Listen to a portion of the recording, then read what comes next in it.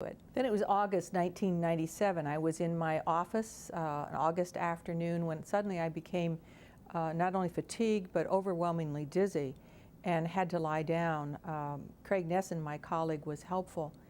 I went home, and into the evening my blood pressure was all over the place, and actually it was in the middle of the night when the symptoms became so controversial and so difficult. We thought I might be having a stroke, and so Burton took me into the emergency ward where I stayed in the hospital for a couple of days.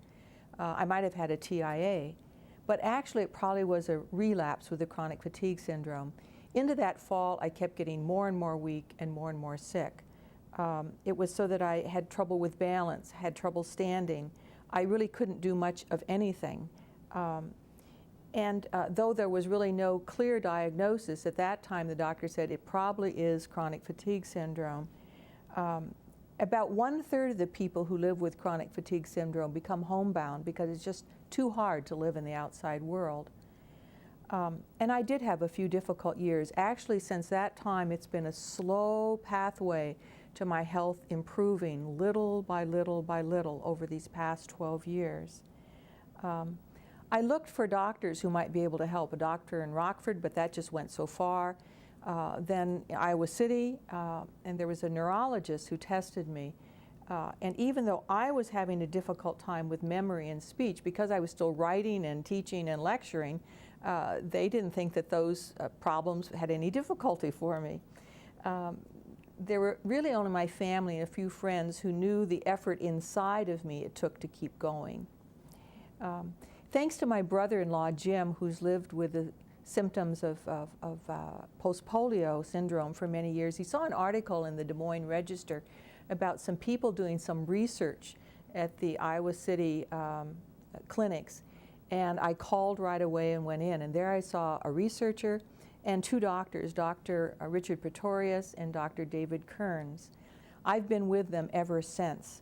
And literally, their work with me has actually restored my life. The illness is still there, but they've helped me live with it, carefully introducing new medications, guiding me, not only being very supportive, but really pleased with the progress that I'm making. Many people with this disease simply stay as they are or get worse and worse through the years. Dr. Pretorius later moved to Buffalo, New York, but I still keep in touch with him because he's one who really understands the disease.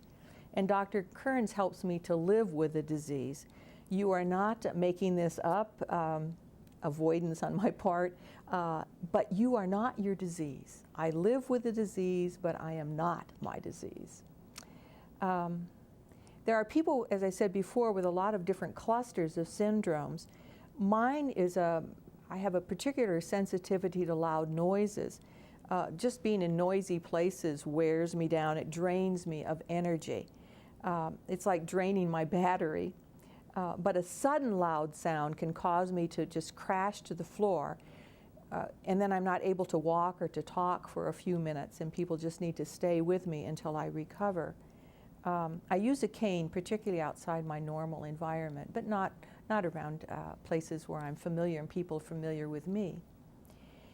In addition to those instances, it is living with this ongoing fatigue, indeed kind of like if you have the flu, or you might describe it as my battery doesn't hold a charge very long. I have to plug it back in and rest frequently.